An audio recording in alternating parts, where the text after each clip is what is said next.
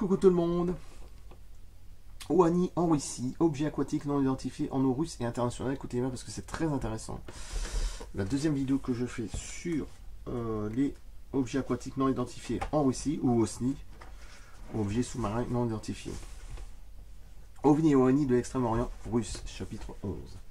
Autant commencer. Ah bah de suite. Hein.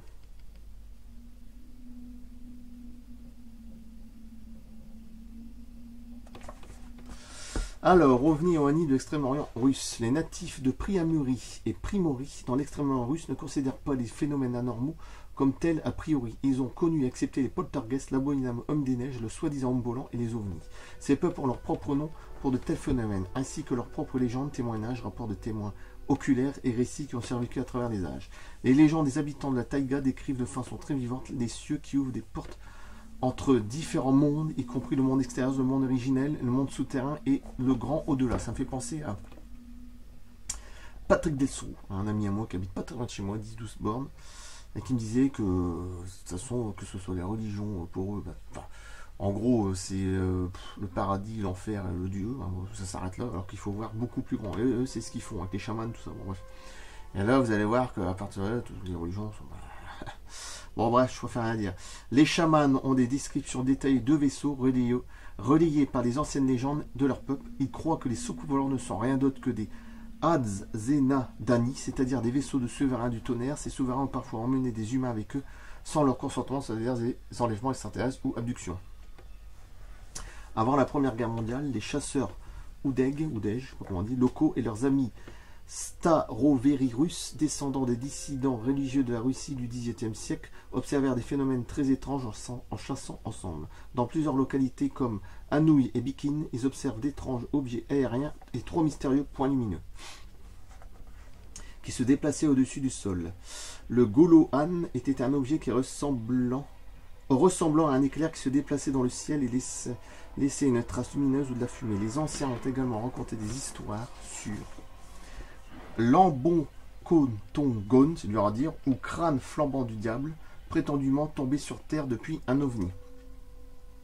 Le crâne effrayait les gens à un tel point qu'il ne pouvait ni bouger ni s'allonger. Pour le dire en termes courants, l'objet exerçait des effets biologiques et physiologiques néfastes sur les êtres humains.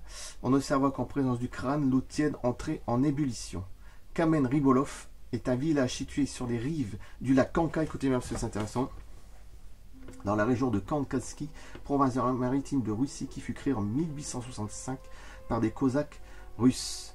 Le 1er juin 1899, en fin de soirée, les observateurs virent une sphère bleue d'environ 70 cm de diamètre. Une sphère bleue, hein, près du Kazakh Ussuriaski, bateau à vapeur amarré. On l'observa pendant une vingtaine de minutes, quand même. Plus tard, dans la soirée, elle revint volant du nord au sud, à la même distance du navire, mais à une plus grande vitesse. On rapporte qu'elle disparut 11 minutes plus tard, lorsque la sphère volait d'avant en arrière dans différentes directions, comme le rapportent 3 témoins oculaires du navire. Sa couleur n'en changeait pas, elle n'émettait aucun bruit.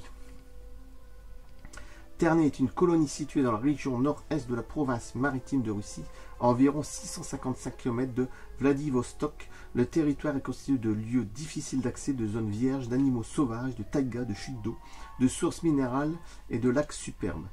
L'un de ces lacs est le lac Blagobadnoï. En 1956, des dizaines de pêcheurs qui travaillaient sur le lac observèrent un énorme ovni qui s'écrasait dans la mer du Japon.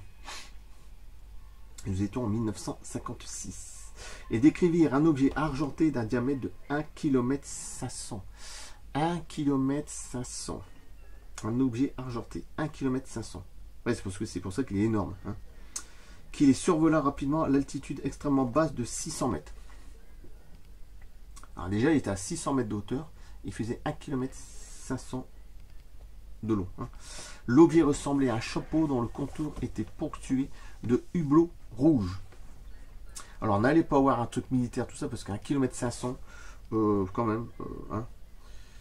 Là, ce qui est énorme. Il faut oublier que c'était en 1956. Dont le contour était ponctué de hublots rouges. Le vol fut accompagné de forts bruits de grincement et d'une épaisse fumée. L'objet largua de nombreux fils métalliques fins qui ressemblaient à des crins de cheval. Le lendemain, les pêcheurs les recueillir, c'est-à-dire les cheveux d'ange, comme on dit, hein, qui retombent sur les arbres, tout ça, bon bref. La rivière Zeya est un afflux septentrional du puissant fleuve Amour dans la région de l'Amour, en fédération de Russie à proximité de la frontière sud avec la république de Yakoutie-Sakha, voisine de la Chine. L'un de ses principaux affluents est le fleuve Urkan qui coule entre les rivières Zeya et Tinda à partir de printemps 1970. Peu de temps après un conflit frontalier en 1969 et des confrontations entre la Chine et l'URSS, on commence à y voir des ovnis et les troupes frontalières et les unités antiaériennes des deux nations leur portèrent une attention particulière. C'est normal qu'il y ait des batailles, il y a toujours un afflux d'ovnis, tout ce que tu veux.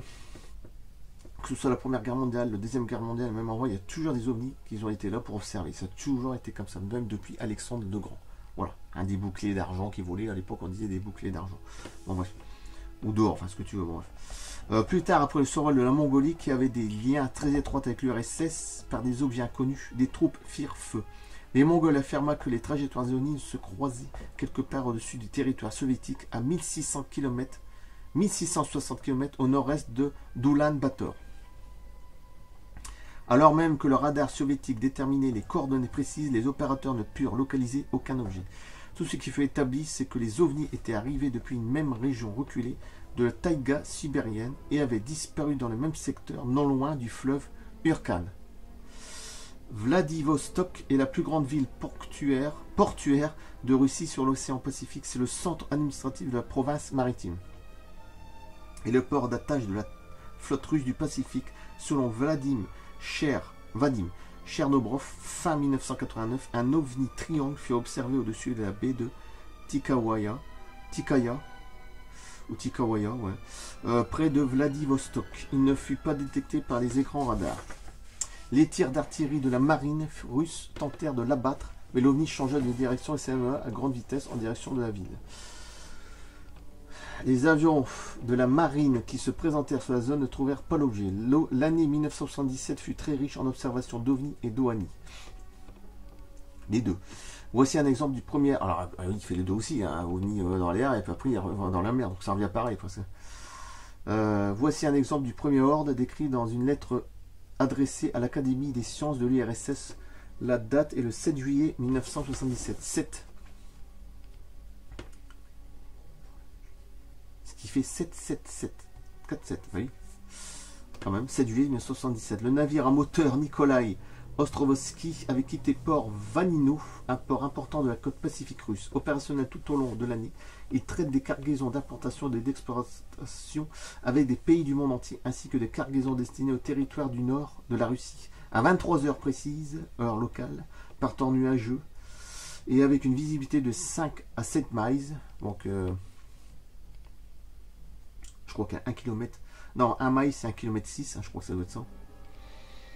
Je sais plus. Ah, voici. Le Nikolai Ostrovsky traversait la détroit de Tatar, on voit que ce ne soit pas le même genre, en direction du port de Providennaï. Selon O. Dereza, chef de la station radio du navire, un incident très inhabituel se produisit pendant les 32 minutes qui suivirent. 32 minutes. À l'est du navire, à quelques 300 ou 400 mètres, les marins observèrent une structure d'aspect nuageux en forme de rectangle qui se déplaçait à la même vitesse que le navire.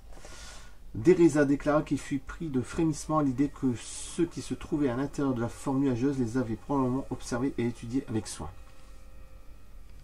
Bien qu'il n'ait pas pu distinguer personne dans la forme, il avait la forte impression qu'il pouvait entendre et comprendre le russe, y compris lire les pensées des hommes à bord.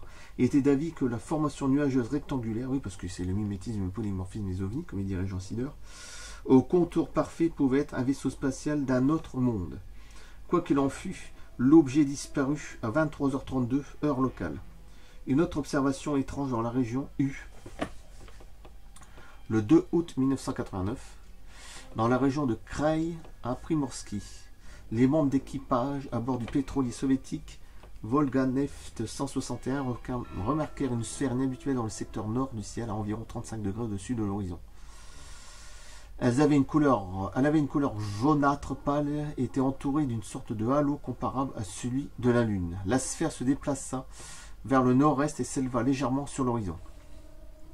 Les observateurs à bord la surveillèrent pendant environ 5 minutes avant qu'elle ne disparaisse de la vue. Le capitaine du pétrolier O.I. Zimakov rédigea un rapport sur l'incident. Quand je repense à le truc là, qui faisait 1,5 km,